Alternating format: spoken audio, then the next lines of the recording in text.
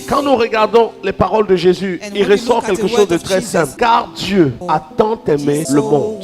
Regardons ensemble, c'est un passage que vous connaissez, mais regardons-le avec un autre regard. Nous sommes dans Jean chapitre 3. Car Dieu a tant aimé le monde qu'il a donné son Fils unique, afin que quiconque croit en lui ne périsse point, mais qu'il ait la vie éternelle. Dieu, en effet, n'a pas envoyé son Fils dans le monde pour qu'il juge le monde, mais pour que le monde soit sauvé par lui. Celui qui croit en lui n'est point jugé, mais celui qui ne croit pas est déjà jugé parce qu'il n'a pas cru au nom du Fils unique de Dieu. Et ce jugement, c'est que la lumière étant venue dans le monde, les hommes ont préféré les ténèbres à la lumière parce que leurs œuvres étaient mauvaises. Car quiconque fait le mal est la lumière et ne vient point à la lumière, de peur que ses œuvres ne soient dévoilées. Mais celui qui agit selon la vérité vient à la lumière afin que ses œuvres soient manifestées parce qu'elles sont faites en Dieu. Amen. Peuple de Dieu, l'enfer sera rempli des gens qui connaissent la Bible. Ceux qui vont plus souffrir à l'enfer sont ceux qui ont connu la Bible. Parce que celui qui s'en fout de Dieu qui va à l'enfer,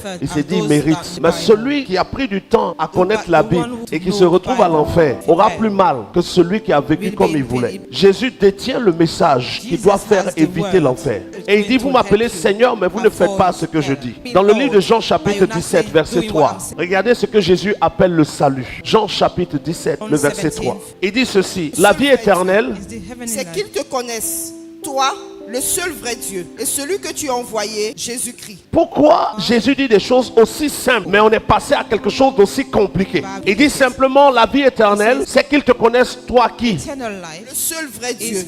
Combien de dieux? Le seul. 2, 3, 4.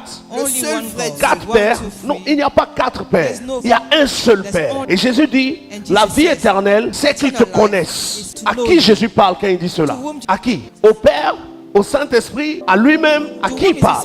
Il parle au Père. Il dit la vie éternelle, c'est qu'ils te connaissent, toi, le seul vrai Dieu, et celui que tu as envoyé. Oui ou non? Et celui qui a été envoyé, c'est qui? Jésus-Christ. Jean 3,16, car Dieu a tant aimé le monde qu'il a envoyé. On nous a transmis un message qui est rempli de confusion et qui empêche les gens d'entrer dans une dimension supérieure. Et les quelques personnes qui ont compris le message du vrai salut le cachent ou ne le disent pas parce qu'ils craignent, parce qu'ils veulent rester aimés de tous. Mais on ne cherche pas à être aimé de tous.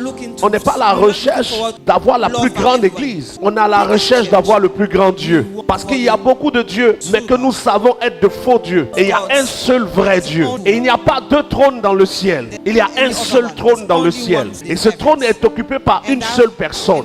Ils ne sont pas trois à lutter le trône. Lui là-bas s'assoit un peu, l'autre s'assoit un peu, l'autre s'assoit. Non, il y a un seul qui règne dans l'univers. Et c'est celui-là que nous devons trouver de peur d'aller à l'enfer. Et Jésus dit qu'on doit le connaître, lui, le seul vrai Dieu.